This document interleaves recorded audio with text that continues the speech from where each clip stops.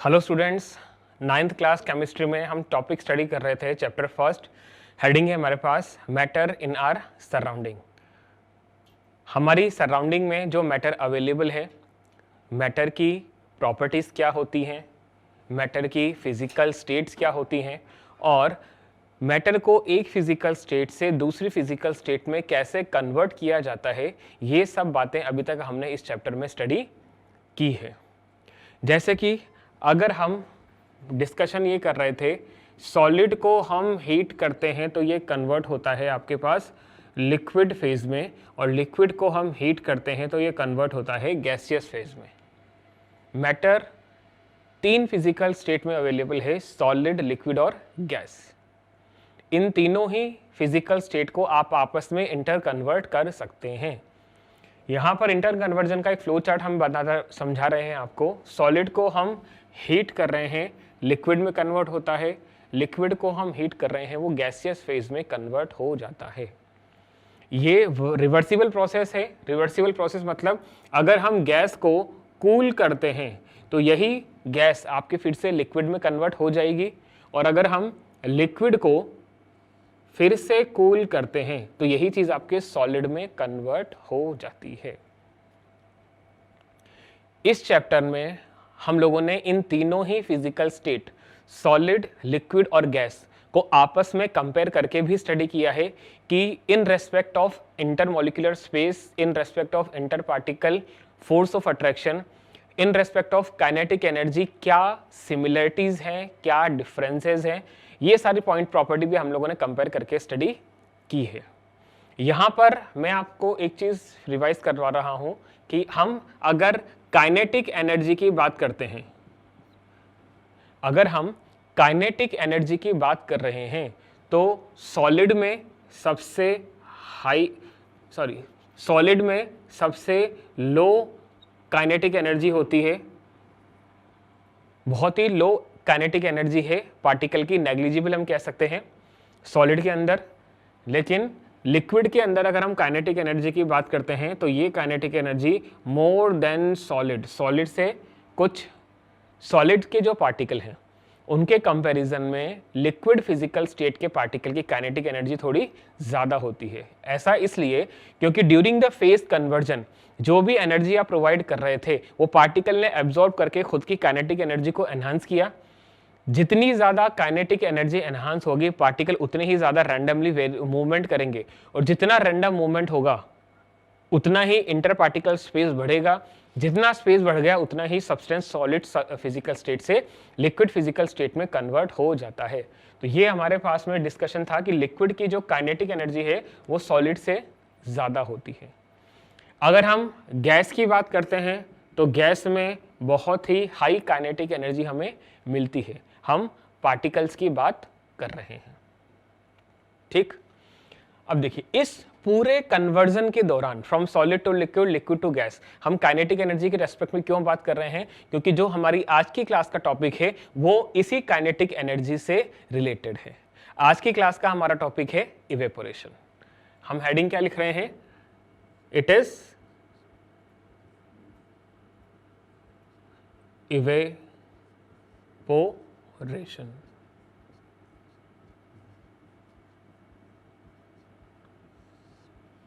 आज की क्लास का हमारा हेडिंग है इवेपोरेशन। अब इवेपोरेशन हेडिंग आज की क्लास का है और हम बात कर रहे हैं फेज कन्वर्जन की।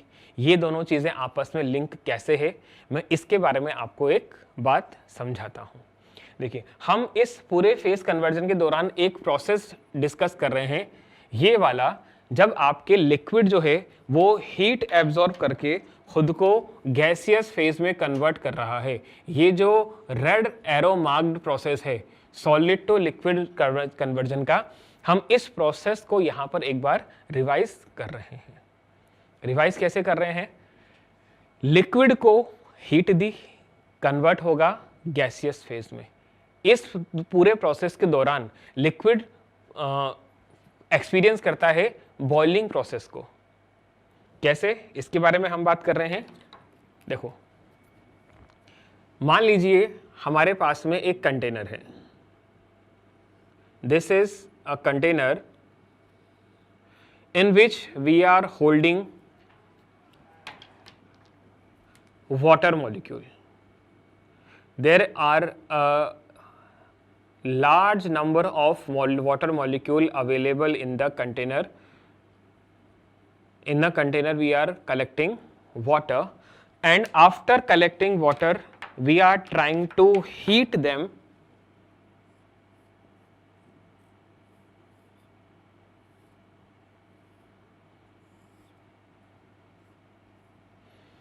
after collecting water in the container we are trying to heat them. When you are not heating, when we stored water in the container, जब हमने कंटेनर में पानी को फिल किया था, पानी का टेम्परेचर है फॉर एग्जाम्पल हम रूम टेम्परेचर मान रहे हैं, इट इज़ 25 डिग्री सेल्सियस। जब हम हीट प्रोवाइड नहीं कर रहे हैं कंटेनर में, बस हमने पानी को कलेक्ट किया है, उस कंडीशन में जब हम पानी का टेम्परेचर मेजर कर रहे हैं तो पानी का टेम्परेचर रूम टेम्परेचर है विच इज 25 डिग्री सेल्सियस, जो हम कैलकुलेशन के लिए यूज करते हैं, हम वही यहां पर मान करके चल रहे हैं।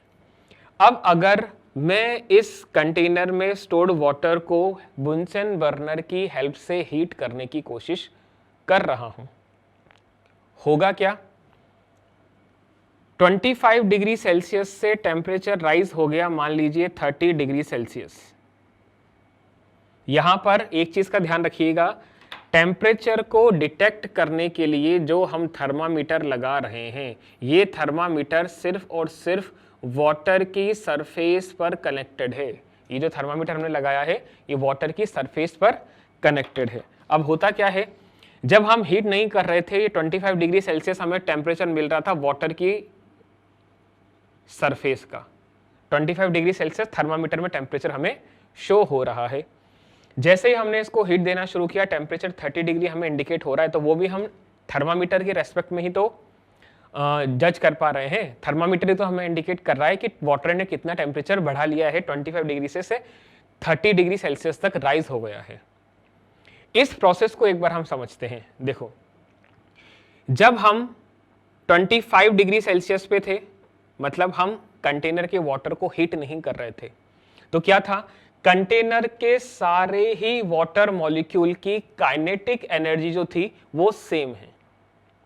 जब हम कंटेनर के वाटर को हीट नहीं कर रहे थे, मतलब 25 डिग्री सेल्सियस जब था, तब कंटेनर के सारे ही वाटर मॉलिक्यूल की काइनेटिक एनर्जी सेम थी, ठीक। अब जब हमने इस कंटेनर को हीट करना शुरू कर दिया है, when we are providing heating to the container, होगा क्या, ये कंटेनर जो है ये एक ये एक हीट कंडक्टर है। यहां से हो क्या रहा है, यहां से हीट जो है वो कंटेनर से पास होती हुई वाटर के कांटेक्ट में आ रही है, देखिएगा। और यहां पर मैं कलर डिफरेंस से आपको शो करने की कोशिश कर रहा हूं कि सबसे पहले हमारे पास कौन से water molecule heat energy absorb करेंगे। वो वाटर मॉलिक्यूल हीट एनर्जी को पहले एब्जॉर्ब करेंगे, पहले ग्रैब करेंगे जो इस कंटेनर के कांटेक्ट में है। जितने भी वाटर मॉलिक्यूल इस वार्म कंटेनर के कांटेक्ट में आते हैं, वो इससे काइनेटिक एनर्जी एब्जॉर्ब करके खुद की काइनेटिक एनर्जी को बढ़ा लेते हैं, इंक्रीज कर लेते हैं। अब हुआ क्या, इस पूरे कंटेनर में जो वाटर मॉलिक्यूल कंटेनर के कांटेक्ट में नहीं है उनकी एनर्जी तो कम है, और जो कांटेक्ट में है उनकी एनर्जी ज्यादा है। अगर दो पार्टिकल के बीच काइनेटिक एनर्जी का डिफरेंस है, बहुत ही कम अमाउंट का ही सही, लेकिन काइनेटिक एनर्जी का डिफरेंस है, तो उन दोनों में से जिसमें काइनेटिक एनर्जी ज्यादा होगी वो अपवर्ड डायरेक्शन में मूव करने की टेंडेंसी रखता है, खुद को अपवर्ड मूव लिफ्ट कर रहा होता है। कुछ टाइम के बाद क्या होगा, जितने भी वाटर मॉलिक्यूल इस कंटेनर के कांटेक्ट में थे, वो सारे के सारे water molecule heat energy grab करके खुद को सरफेस तक ले आते हैं। ये बात समझ में आ गई आप लोगों को? जैसे ही ये हॉट वाटर मॉलिक्यूल सरफेस की तरफ मूव कर गए, अब जो सेकंड मोस्ट लेयर थी उसके मॉलिक्यूल फिर से नीचे आ जाएंगे, फिर वो इस कंटेनर से अपनी काइनेटिक एनर्जी को ग्रैब करके खुद की काइनेटिक एनर्जी को बढ़ा लेते हैं। कुछ टाइम के बाद वो मॉलिक्यूल भी सरफेस तक चले गए, जब ये नीचे वाले बॉटम सरफेस वाले मॉलिक्यूल अपर सरफेस में मूव कर गए हैं, तो यहां पर नए वाले मॉलिक्यूल पोजीशन ले लेंगे। यही प्रोसेस फिर से रिपीट होगा। जो नए मॉलिक्यूल यहां पर कंटेनर के कांटेक्ट में आए थे वो भी एनर्जी को ग्रैब करके इस वाटर की सरफेस पर चले जाएंगे। ये प्रोसेस कंटिन्यूअस होता रहता है। तो यहां पर हमें यह बात समझ में आती है कि सरफेस के जितने भी वाटर मॉलिक्यूल हैं उनकी kinetic energy in comparison with जितने भी वाटर मॉलिक्यूल कंटेनर के बीच में है, बॉटम लेयर में है या मिडिल लेयर में है, उनकी काइनेटिक एनर्जी से ज्यादा होगी। देखो यहां पर हम दो लेयर डिस्कस कर रहे हैं। फॉर एग्जांपल ये बॉटम लेयर या अपर लेयर, ये आपको क्लियरली इंडिकेटेड है, क्लियरली आपको ये समझ में आ रहा है कि जो टॉप लेयर है उनके वाटर मॉलिक्यूल की काइनेटिक एनर्जी ज्यादा है, जबकि भी जो बॉटम लेयर है उस बॉटम लेयर के वाटर पार्टिकल की काइनेटिक एनर्जी कम है। हम अभी भी इसको हीट करते चले जा रहे हैं। जितने ज्यादा वाटर मॉलिक्यूल हीट लेकर के सरफेस पे आएंगे वही थर्मामीटर में डिफ्लेक्शन शो करेंगे टेम्परेचर का, और टेम्परेचर हमें 25 से 50 डिग्री सेल्सियस और 60 डिग्री सेल्सियस तक इंक्रीज होता हुआ दिखाई देता है। धीरे धीरे करके टेम्परेचर बढ़ता चला जाएगा। ठीक, अब इस प्रोसेस को हम और एक बार समझने की कोशिश कर रहे हैं। कैसे? मान लीजिए मेरे पास में कोई 3 मॉलिक्यूल हैं। इस पूरे कंटेनर में से मैंने वाटर के किन्हीं 3 मॉलिक्यूल को ऑब्जर्व किया जो बॉटम में है, कंटेनर के बॉटम में है। अब इनमें से मान लीजिए फर्स्ट वाले, ये जो फर्स्ट पार्टिकल है इसने 3 मॉलिक्यूल मैंने यहां पर ऑब्जर्व कर लिए। सबसे नीचे वाले पार्टिकल ने सबसे पहले काइनेटिक एनर्जी को ग्रैब किया, ये अपनी एनर्जी को बढ़ा करके अपर सरफेस तक चला गया। अब बॉटम वाला पार्टिकल कौन सा बन गया? ये वाला पार्टिकल बॉटम वाला बन गया, क्योंकि शिफ्टिंग भी तो हुई है अपर पार्टिकल्स की। अब ये बॉटम पार्टिकल है, इसने भी थोड़े से अमाउंट की एनर्जी को ग्रैब किया और ये भी ऊपर बॉटम सरफेस तक चला जाएगा। लेकिन यहां पर होता यह है कि जो इसने जो एनर्जी ग्रैब की थी और जो एनर्जी ग्रैब करके ये सरफेस तक आया, इसने वो एनर्जी किसी से शेयर नहीं करी। लेकिन ये जो सेकंड वाटर मॉलिक्यूल है जो बॉटम से और ज्यादा एनर्जी लेकर के इस सरफेस तक आया है, वो अपनी थोड़ी सी एनर्जी खुद के पास रख के बहुत ही कम अमाउंट की एनर्जी यहां पर पास ऑन कर देता है, उसको पास कर देता है। अब होगा क्या, यहां से थर्ड मॉलिक्यूल भी अगर एनर्जी लेकर के ऊपर जाएगा तो ये थोड़ी सी एनर्जी तो अपने से जस्ट ऊपर वाले मॉलिक्यूल को देगा और उससे भी थोड़ी सी एनर्जी ये टॉप मोस्ट मॉलिक्यूल को पास करते रहते हैं। इससे होगा क्या, आप जितना भी टेम्परेचर प्रोवाइड कर रहे हैं, अपर सबसे टॉप मोस्ट लेयर के जो वाटर मॉलिक्यूल हैं इनको एनर्जी कंटिन्यूअस मिलती रहती है। पहले तो इन्होंने खुद ने ग्रैब करके खुद को टॉप मोस्ट तक लेकर गए, सेकंड जो नीचे इसके सरफेस वाले मॉलिक्यूल आ रहे हैं वो इसको एनर्जी पास करते चले जा रहे हैं। ठीक, तो इससे हमें ये बात समझ में आती है कि जो टॉप मोस्ट लेयर है, मतलब ये जो लेयर है वाटर सरफेस की, इस सरफेस के मॉलिक्यूल का टेम्परेचर पूरे कंटेनर के वाटर मॉलिक्यूल के टेम्परेचर से सबसे ज्यादा है और एनर्जी भी सबसे ज्यादा है। ठीक, टेम्परेचर हम बढ़ाते चले जा रहे हैं, 25 से 30 तक गए, 30 से 50, 50 से 60 डिग्री सेल्सियस तक चले गए। जब टेम्परेचर 60 डिग्री सेल्सियस तक पहुंच गया है, उस पॉइंट पर आप ये ऑब्जर्व करेंगे कि ये जो वाटर मॉलिक्यूल सरफेस पर हैं जिनकी एनर्जी बहुत ज्यादा बढ़ गई है, वो क्या करेंगे, अपने से, जैसे ये जो मॉलिक्यूल है अगर इसकी एनर्जी सबसे ज्यादा बढ़ गई है, एनहांस हो गई है, तो वो इन नीचे वाले मॉलिक्यूल से अपना लिंक तोड़ करके खुद को एटमॉस्फेयर में एस्केप कर लेता है। अपर सरफेस वाले वाटर मॉलिक्यूल की एनर्जी जो सबसे ज्यादा है, अपर सरफेस के मॉलिक्यूल खुद के एनर्जी इतनी बढ़ा लेते हैं कि वो अपने एडजेसेंट मॉलिक्यूल से बैरियर को तोड़ करके एटमॉस्फेयर में चले जाते हैं।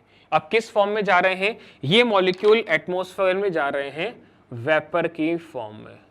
मतलब लिक्विड के जो पार्टिकल थे वो अपर सरफेस से वेपर की फॉर्म में बहुत ही कम क्वांटिटी में निकलते जा रहे हैं। ठीक, लेकिन क्या ये जो टेम्परेचर है 60 डिग्री सेल्सियस, ये वाटर का बॉइलिंग पॉइंट है? नहीं है। और बॉइलिंग पॉइंट नहीं है वो पॉइंट जिस पर कि लिक्विड गैस में कन्वर्ट हो जाते हैं। मतलब बॉइलिंग पॉइंट आया भी नहीं है और वाटर मॉलिक्यूल जो है वो वेपर में भी कन्वर्ट हो गए। इसी प्रोसेस को कहा जाता है इवेपोरेशन। मतलब लिक्विड टू गैस कन्वर्जन, ये जो हम बात कर रहे हैं फिनोमिना की, liquid to gas conversion of substance without reaching to the boiling point. Boiling point आने से पहले किसी भी पॉइंट पर अगर लिक्विड वेपर फेज में कन्वर्ट होने की टेंडेंसी रखता है, इस पूरे प्रोसेस को कहा जाता है इवेपोरेशन। इवेपोरेशन कैसे होता है वो हमने इस फिगर के थ्रू समझने की कोशिश की है। यहां पर ध्यान रखिएगा, सिर्फ अपर लेयर के वाटर मॉलिक्यूल ही जिनकी एनर्जी, काइनेटिक एनर्जी कंटेनर के सारे बाकी मॉलिक्यूल से ज्यादा है, वो ही सरफेस के बैरियर को ब्रेक करके एटमॉस्फेयर में चले जाते हैं और वही हमें व्हाइट फ्यूम्स की फॉर्म में सरफेस पर से निकलते हुए दिखाई देते हैं। ठीक है, ये आप लोगों ने अपने घरों में भी कभी फिनोमिना देखा होगा। कभी आप चाय बनाने के लिए या कोई भी कुकिंग आइटम बनाने के लिए वाटर को अगर बॉईल करते हो तो वाटर बॉईल नहीं हो रहा, लेकिन उसके सरफेस से कुछ व्हाइट कलर के फ्यूम्स आपको निकलते हुए दिखाई दे रहे हैं। यही हमारे पास इवेपोरेशन होता है। तो ये पूरा प्रोसेस हमने फ्लो चार्ट के थ्रू और फिगर के थ्रू समझने की कोशिश की है यहां पर। ठीक, अब अगर टेम्परेचर 60 डिग्री सेल्सियस आ गया है और हम टेम्परेचर फर्दर इंक्रीज करते चले जा रहे हैं, हम टेम्परेचर 60 डिग्री से चले गए 65 डिग्री सेल्सियस से, 70 डिग्री सेल्सियस से, 70 टू 80 डिग्री सेल्सियस से और 80 टू 90 डिग्री सेल्सियस से। आप ये ऑब्जर्व करोगे कि 60 डिग्री सेल्सियस पे तो मुझे बहुत कम अमाउंट के वाटर पार्टिकल सरफेस से बाहर निकलते हुए दिखाई दे रहे हैं, लेकिन जैसे जैसे मैं टेम्परेचर फर्दर राइज करता चला जा रहा हूं 60 टू 65, 65 टू 75, 75 टू 82 एंड 90, जितना टेम्परेचर बढ़ता चले जाएगा अपर सरफेस के वाटर मॉलिक्यूल की एयर में जाने की टेंडेंसी भी एनहांस करती रहती है। मतलब इवेपोरेशन जो है वो बहुत फास्ट होने लग जाता है जितना ज्यादा टेम्परेचर होगा। बस हमें इस बात का ध्यान रखना है कि सब्सटेंस का बॉइलिंग पॉइंट नहीं आ रहा। बॉइलिंग पॉइंट आने से पहले, जैसे वाटर के केस में अगर 100 डिग्री बॉइलिंग पॉइंट होता है तो 99 डिग्री सेल्सियस का भी जो टेम्परेचर है वो भी इवेपोरेशन ही कहलाता है। क्लियर है ये बात? तो ये हमारे पास में पूरा मैकेनिज्म जो हमने बात की इवेपोरेशन के बारे में।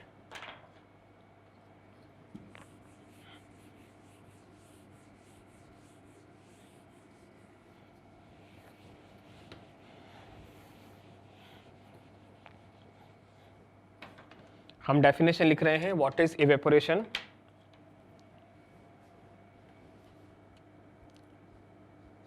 The process by which liquid convert to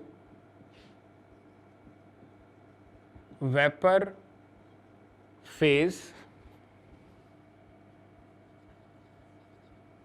sorry,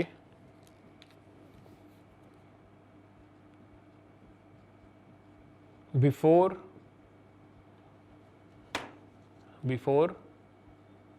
any temperature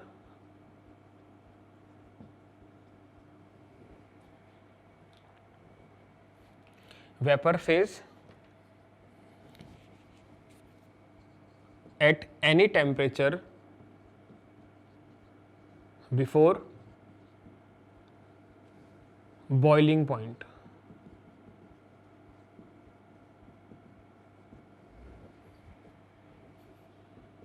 is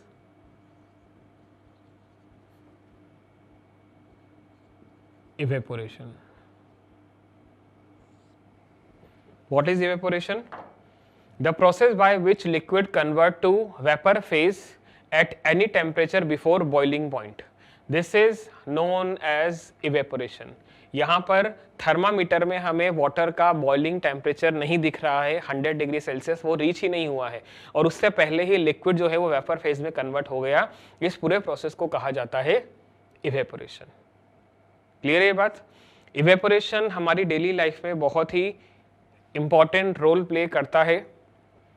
और अब हम बात कर रहे हैं कि किसी भी लिक्विड सब्सटेंस के इवेपोरेशन को इफेक्ट करने के लिए क्या क्या फैक्टर रिस्पॉन्सिबल हैं। ठीक।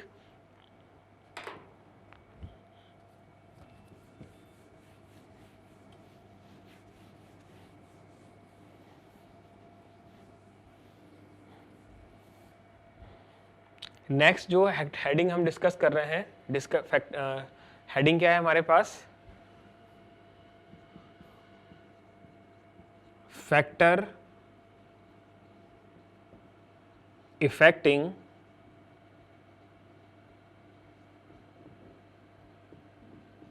इवेपोरेशन।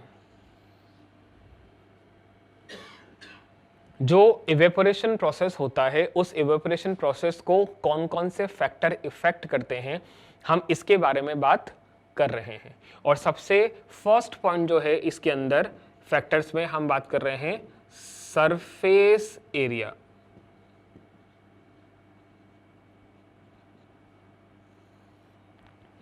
जो सबसे फर्स्ट पॉइंट हम डिस्कस कर रहे हैं फैक्टर अफेक्टिंग इवेपोरेशन में, वो है सरफेस एरिया। कैसे? देखो, एक बात आप मुझे बताइए, हमारे पास एक कंटेनर है जो कि लॉन्ग और नैरो है। एक कंटेनर है जो कि लॉन्ग है और उसका जो डायमीटर है वो थोड़ा सा नैरो है। और दूसरा हम एक डिस्क ले रहे हैं, एक प्लेट ले रहे हैं जिसका डायमीटर तो ज़्यादा है लेकिन उसकी जो हाइट है वो बहुत कम है। ठीक। और इन दोनों कंटेनर में मैंने वाटर को स्टोर करके रख दिया। सेम टेम्परेचर है दोनों का। फॉर एग्जांपल हम मान रहे हैं 70 डिग्री सेल्सियस पे वाटर को हीट करके मैंने दोनों को इस कंटेनर के अंदर रख दिया। ठीक। अब अगर 70 डिग्री सेल्सियस पे वाटर है तो आप ये बात समझ पाओगे कि यहां से वाटर की फ्यूम्स कंटेनर में से आपको निकलती हुई दिखाई देने लग जाएंगी। कुछ टाइम के बाद आप ये देखोगे कि 70 डिग्री सेल्सियस सेम टेम्परेचर पे दोनों ही कंटेनर में अगर मैंने सेम अमाउंट का वाटर 1 लीटर वाटर दोनों ही कंटेनर में स्टोर कर दिया है तो आप ये देखोगे कि दोनों ही कंटेनर के सरफेस से मुझे वाटर की फ्यूम्स निकलती हुई दिखाई दे रही हैं। अब सवाल ये उठता है कि कौन से कंटेनर का वाटर पहले ठंडा हो जाएगा, किसके टेम्परेचर में ड्रास्टिकली डिक्रीमेंट आएगा, पहले कौन ठंडा हो जाएगा। ये हमने प्रैक्टिकल लाइफ में भी देखा है। सीधी सी बात है, ये जो कंटेनर है जिसका एरिया, जिसका सरफेस एरिया वाइड है, उस कंटेनर का वाटर बहुत ही जल्द ठंडा हो जाता है, उसका टेम्परेचर डिक्रीज हो जाता है। डिक्रीज क्यों हो जाता है? क्योंकि यहां पर number of water molecule same है दोनों ही कंटेनर में, जो कि वेपर फेज में कन्वर्ट होने को तैयार हैं, लेकिन यहां पर सरफेस एरिया नैरो होने की वजह से उनको लिक्विड फेज से गैसियस फेज तक जाने में टाइम लग रहा है। लेकिन अगर यहां पर सरफेस एरिया ज्यादा है, इसका मतलब एक टाइम पर at a single point of time large number of particle liquid phase से गैसियस फेज में कन्वर्ट हो सकते हैं। और यही हमारे पास रीजन है कि सरफेस एरिया जितना ज्यादा होगा इवेपोरेशन उतना ही ज्यादा होता है। क्लियर है हमारे पास, आपके पास, आप लोगों को, कि हमारे पास सरफेस एरिया जो है इट इज डायरेक्टली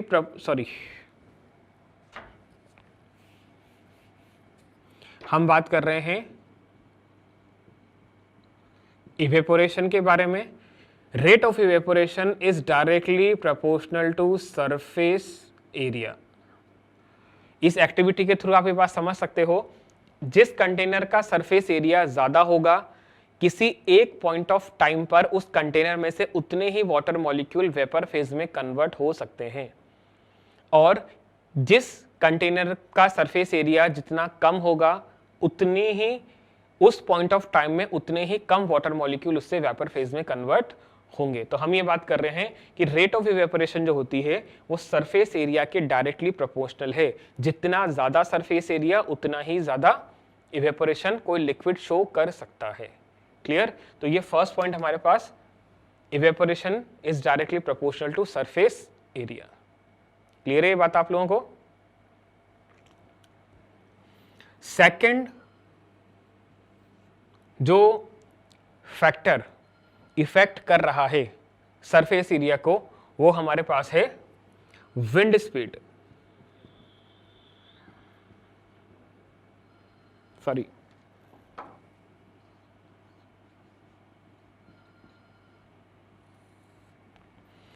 सेकेंड जो फैक्टर इफेक्ट कर रहा है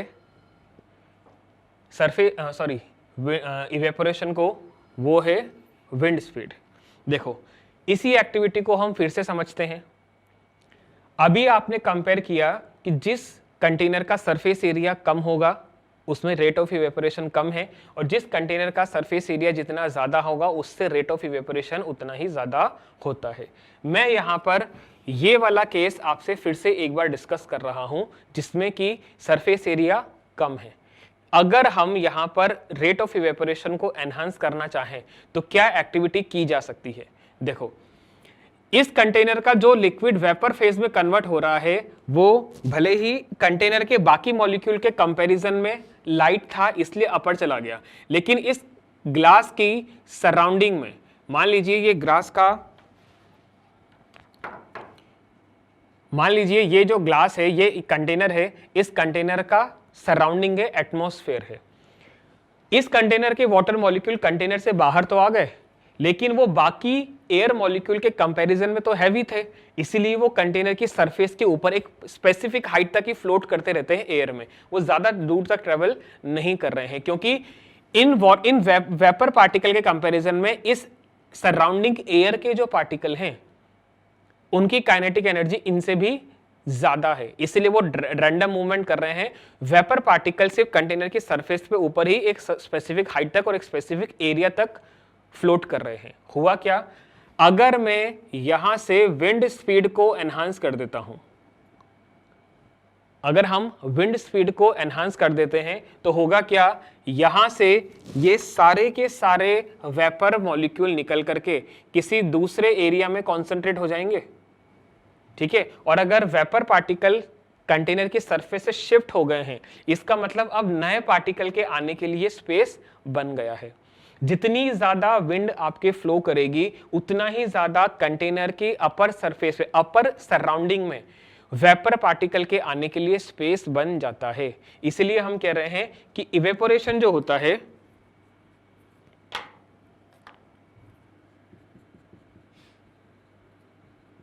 रेट ऑफ इवेपोरेशन जो होती है, it is directly proportional to wind speed. जितनी ज्यादा विंड स्पीड होगी उतना ही ज्यादा इवेपोरेशन कंटेनर शो कर सकता है, चाहे सरफेस एरिया कुछ भी हो। जैसे अभी मैंने आपसे बात की, सरफेस एरिया नैरो है, लेकिन जितनी विंड चल रही है वो अपने साथ ऑलरेडी कंडेंस्ड वेपर को, कलेक्टेड वेपर को फ्लो करके लेकर चली गई। आने वाले नए पार्टिकल के लिए यहाँ पर जगह बन गई है, और अब नए पार्टिकल लिक्विड से वेपर फेज में कन्वर्ट होकर के सराउंडिंग में आ सकते हैं। तो यहाँ पर हमारे पास विंड स्पीड भी एक फैक्टर है जो कि रिस्पॉन्सिबल है हमारे इवेपोरेशन को इफेक्ट करने के लिए। दो फिनोमिना अभी तक हमने देखे जो आप लोगों के सामने हैं, पहला सरफेस एरिया और सेकंड है हमारे पास विंड स्पीड। थर्ड जो हम पॉइंट डिस्कस कर रहे हैं जो हमारे इवेपोरेशन मेथड को इफेक्ट करता है वो है humidity. Humidity in air. Humidity क्या होती है हम बहुत अच्छी तरह जानते हैं। हमारी एयर में जो वाटर पार्टिकल्स अवेलेबल हैं, जो ऑलरेडी वेपर फेज में वाटर पार्टिकल हैं, वो फ्लोट कर रहे हैं, इसे ही आप ह्यूमिडिटी कहते हैं, ठीक है। अब इसी एग्जांपल को हम दोबारा से एक बार ऑब्जर्व स्टडी करने की कोशिश कर रहे हैं। हुआ क्या है, हमारे पास एक ग्लास है, सरफेस एरिया कम है, नहीं अब हम सरफेस एरिया कम वाला नहीं, हम एग्जांपल ज्यादा सरफेस एरिया वाला लेंगे।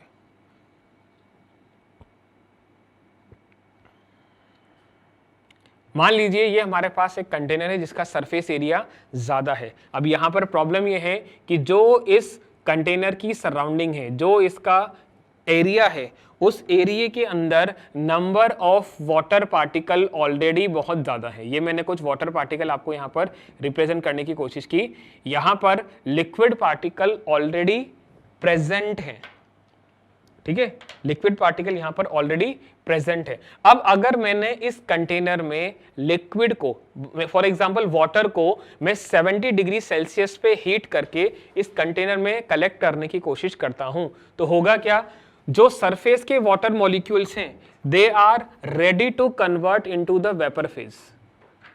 जितने भी सरफेस के वाटर मॉलिक्यूल हैं वो तैयार हैं खुद को लिक्विड से वेपर फेज में कन्वर्ट करने के लिए या फिर इस सराउंडिंग में चले जाने के लिए।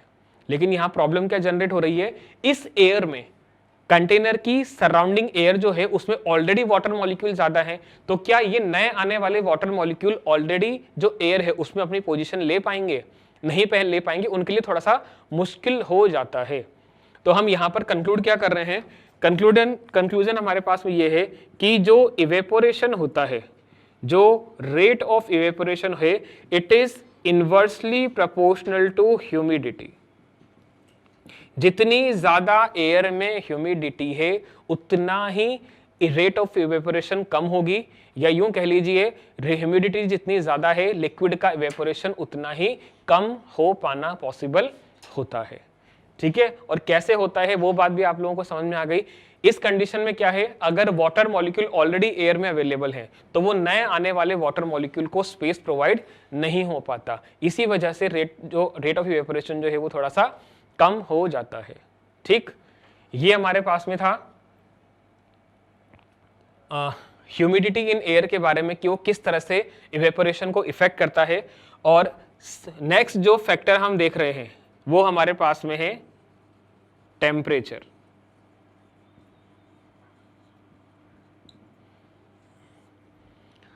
टेम्परेचर भी एक फैक्टर है जो हमारे रेट ऑफ इवेपोरेशन को इफेक्ट करता है।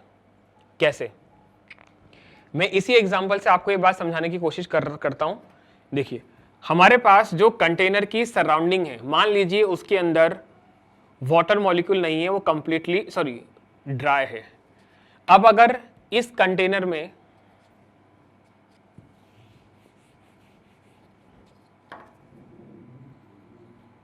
मैंने दो कंटेनर ले लिए, फॉर एग्जांपल एक कंटेनर मेरे पास ये रहा और दूसरा कंटेनर मेरे पास ये रहा, दोनों ही कंटेनर का जो एटमॉस्फेयर है उसमें वाटर मॉलिक्यूल नहीं है, फॉर एग्जांपल हमने मान लिया। अब क्या हो रहा है, इस कंटेनर में जो मैं वाटर कलेक्ट कर रहा हूं, इस कंटेनर के अंदर जो वाटर हम कलेक्ट करके रख रहे हैं इसका टेम्परेचर कितना है, टेम्परेचर मैंने बना दिया, मेंटेन कर दिया 70 डिग्री सेल्सियस। जबकि भी दूसरे कंटेनर में जो हम वाटर रख रहे हैं वो टेम्परेचर मैंने कलेक्ट करके रखा है अबाउट 90 डिग्री सेल्सियस पे। ठीक है, सेकेंड कंटेनर के अंदर जो वाटर कलेक्ट किया जा रहा है उसका टेम्परेचर कितना है, इट इज 90 डिग्री सेल्सियस। ठीक, सरफेस एरिया दोनों कंटेनर का सेम है, फर्क किसका आ रहा है, टेम्परेचर का। जिस कंटेनर में वाटर टेम्परेचर 90 डिग्री सेल्सियस है उन पार्टिकल्स की काइनेटिक एनर्जी ज्यादा होगी। जितनी ज्यादा काइनेटिक एनर्जी होगी उतना ही रैंडम मूवमेंट वो करेंगे और पार्टिकल ज्यादा से ज्यादा एटमॉस्फेयर में लिबरेट होने की कोशिश करते हैं। ज्यादा से ज्यादा पार्टिकल जो है वो एटमॉस्फेयर में निकलते चले जा रहे हैं। तो आप ये देखोगे कि जो फ्यूम्स मुझे सेकंड कंटेनर जिसमें 90 डिग्री सेल्सियस का टेम्परेचर वाला वाटर स्टोर किया था उससे ज्यादा फ्यूम्स मुझे बाहर निकलती हुई दिखाई दे रही हैं। लेकिन क्या होगा, जिस कंटेनर में 70 डिग्री सेल्सियस का वाटर हमने कलेक्ट किया है उस कंटेनर की सरफेस से नंबर ऑफ वाटर पार्टिकल जो वेपर में कन्वर्ट हो रहे हैं, या यूं कहे जो व्हाइट फ्यूम्स मुझे निकलती हुई दिखाई दे रही हैं वाटर की, वो बहुत तो नहीं लेकिन हाँ comparison with the second container थोड़ी सी कम है। ठीक है, तो ये वेरिएशन किसका आया है, इवेपोरेशन का, टेम्परेचर की वजह से। तो हम एक कंक्लूजन और कर सकते हैं यहाँ पर। कंक्लूजन क्या है कि इवेपोरेशन जो होता है it is directly proportional to the temperature of liquid. Temperature हम कौन से किसकी बात कर रहे हैं, टेम्परेचर ऑफ लिक्विड की, कि कितने टेम्परेचर पे आपने वाटर को हीट किया है कि इवेपोरेशन कितना ज्यादा होगा या कितना कम होगा। आप देख सकते हो 70 डिग्री सेल्सियस वाले वाटर से वेपर कम रेट पे कन्वर्ट हो रही है, जबकि 90 डिग्री सेल्सियस वाले पर रेट ऑफ इवेपोरेशन ज्यादा है। देखो आप ये ना समझिएगा इस एग्जाम्पल में कि दोनों ही कंटेनर में से नंबर ऑफ पार्टिकल जो निकल रहे हैं वो भी अलग है, नहीं, दोनों ही कंटेनर में से नंबर ऑफ पार्टिकल तो सेम होंगे जो एटमॉस्फेयर में लिबरेट होंगे, क्योंकि 70 डिग्री सेल्सियस से रूम टेम्परेचर घट करके कितना आना है, 25 डिग्री सेल्सियस। 70 डिग्री सेल्सियस का पानी जब ठंडा होगा तो टेम्परेचर डिक्रीज होता होता रूम टेम्परेचर तक तो आएगा, टेम्परेचर कितना आ गया, 25 डिग्री सेल्सियस। सेम फिनोमिना क्या होना है, 90 डिग्री सेल्सियस वाले कंटेनर का टेम्परेचर भी डिक्रीज होकर के कितना आना है हमारे पास में, 25 डिग्री सेल्सियस।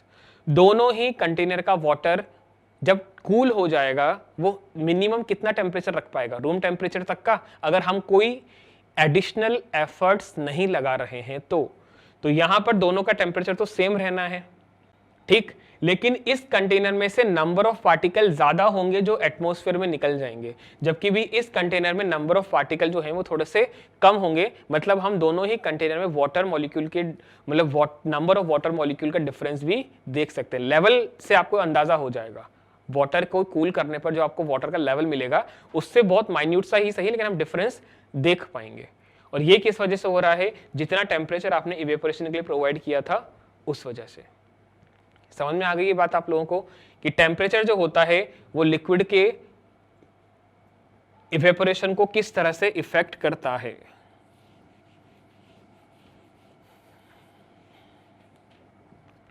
और नेक्स्ट जो फैक्टर हमारे पास में है जो हमारे इवेपोरेशन को इफेक्ट कर रहा है वो फैक्टर क्या है, नेचर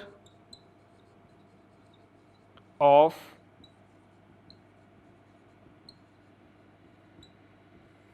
लिक्विड।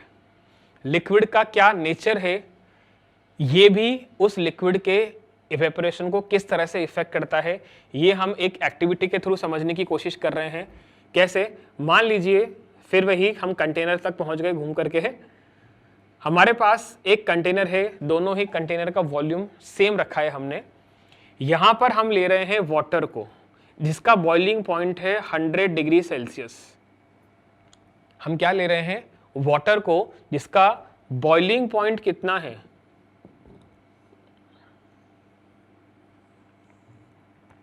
इसका बॉइलिंग पॉइंट हमने मान लिया 100 डिग्री सेल्सियस है। सेकंड जो कंटेनर हमने लिया है, इस कंटेनर में हमने कलेक्ट कर लिया वाटर को, बॉइलिंग पॉइंट 100 डिग्री सेल्सियस। और सेकंड जो कंटेनर लिया है इसके अंदर हम कलेक्ट कर रहे हैं एल्कोहल को, और जो एल्कोहल है इसका बॉइलिंग पॉइंट है मेरे पास 70 डिग्री सेल्सियस। दो कंटेनर सेम वॉल्यूम के, एक में हमने स्टोर किया वाटर 1 लीटर वाटर, ठीक है, boiling point 100 degree Celsius. Second container हमने लिया, इसके अंदर मैंने स्टोर किया 1 लीटर एल्कोहल को और उसका बॉइलिंग पॉइंट कितना है 70 डिग्री सेल्सियस। अगर दोनों ही लिक्विड को मैंने इक्वल टेम्परेचर प्रोवाइड किया है, मैं यहां पर 65 डिग्री सेल्सियस का टेम्परेचर प्रोवाइड कर रहा हूं, मैं कितनी हीट दे रहा हूं कि टेम्परेचर जो है वाटर का वो 65 डिग्री सेल्सियस हो जाए, इतनी हीट मैंने प्रोवाइड कर दी टेम्परेचर की फॉर्म में। अब हुआ क्या है, ये जो हीटिंग टेम्परेचर है वो एल्कोहल के बॉइलिंग पॉइंट से बहुत ही कम डिफरेंस रखता है। देखो पहले हमने बात की थी evaporation is directly proportional to temperature of liquid, यहां पर एल्कोहल का बॉइलिंग पॉइंट 70 डिग्री सेल्सियस है और मैं इसको हीट कर रहा हूं 65 डिग्री सेल्सियस पे, इनके बीच का डिफरेंस बहुत कम है। लेकिन अगर मैं वाटर को भी 65 डिग्री सेल्सियस पे हीट कर रहा हूं तो इसका बॉइलिंग पॉइंट है 100 डिग्री सेल्सियस, दोनों के बीच अबाउट 35 डिग्री सेल्सियस का डिफरेंस आ रहा है। यहां पर सिर्फ 5 डिग्री सेल्सियस का डिफरेंस है, यहां पर 35 डिग्री सेल्सियस का डिफरेंस है। ये आप समझ सकते हैं जो फोर्थ पॉइंट हमने डिस्कस किया था कि जो एल्कोहल है वहां से इवेपोरेशन ज्यादा हो रहा होगा, मतलब नंबर ऑफ पार्टिकल एल्कोहल को जो है जो लिक्विड फेज से वेपर फेज में जा रहे हैं वो बहुत फास्टली मूव कर रहे हैं इन कंपैरिजन विद वाटर। तो जो हम बात कर रहे थे कि नेचर ऑफ लिक्विड, यहां पर हम बात कर रहे हैं बॉइलिंग पॉइंट के बारे में। Evaporation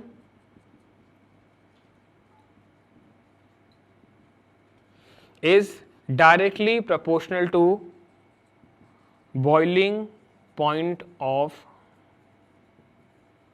sorry, no, it is not directly proportional, it is inversely proportional to the boiling point of liquid. जितना कम बॉइलिंग पॉइंट होगा लिक्विड का, रेट ऑफ इवेपोरेशन उतना ही ज्यादा है, और जितना ज्यादा बॉइलिंग पॉइंट होगा लिक्विड का, रेट ऑफ इवेपोरेशन उतना ही कम होता है। तो ये हमारे पास में कुछ फैक्टर हैं जो इवेपोरेशन को इफेक्ट कर रहे हैं। हमारी डेली लाइफ में भी जो इवेपोरेशन होता है हम उसको इन सब से रिलेट करके देख सकते हैं। ठीक, चलिए